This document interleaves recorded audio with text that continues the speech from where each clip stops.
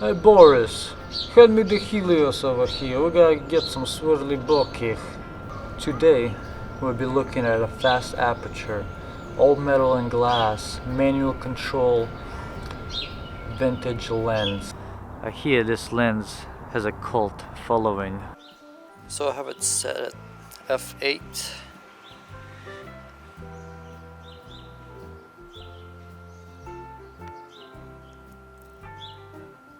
And now at f2. The focus is about 1 meter. Right now I'm kind of focused on the can. I have focus peaking on the A7 III. This is a Russian lens that was made and designed by Germans at the Zeiss factory. During World War II, the Russians took control of the Zeiss factory as part of war reparations. They took designs for the Zeiss Biotar 58mm f2, and then they rebranded it as a Helios 44-2 for the Russian market. Production for this lens was made at various locations throughout Soviet Union between 1958 and 1999. Early versions had an M39 mount, and then the later versions had the M42 mount. However, the Russians made this lens with a defect. Hey Boris, every time I try to assemble this lens, it emerges as AK-47. What gives? Actually, the defect was a swirly bokeh effect at wide aperture. The cause of the defect was the Soviet glass that was used. Even after optical recalculation, the lens or the optical element was still subpar as compared to the better quality German shoot glass, which clearly was not available to the Soviets at the time. Today this lens can be adapted to APS-C or a full frame camera with the use of an adapter. On a full frame it's 58mm. On a, let's say, a Canon body, for example, it will be more like a 93mm. There are many other Helios lenses out there because they were made in just millions and millions of copies, but this is the one I managed to get my hands on.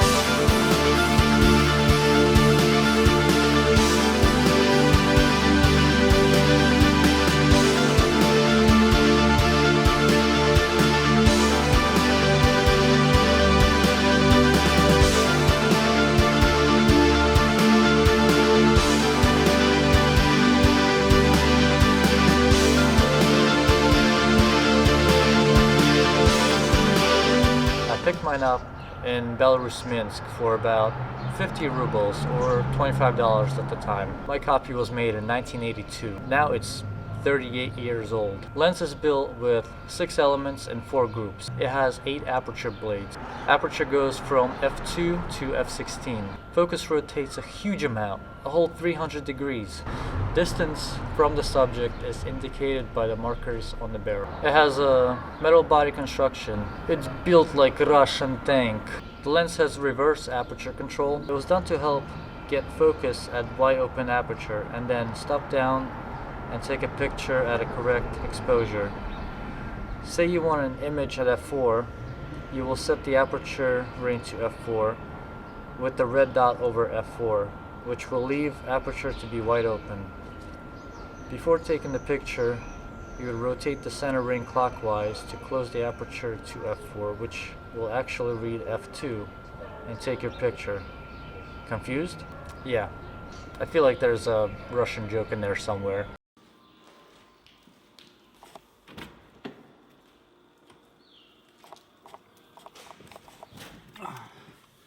Alright, hopefully it starts.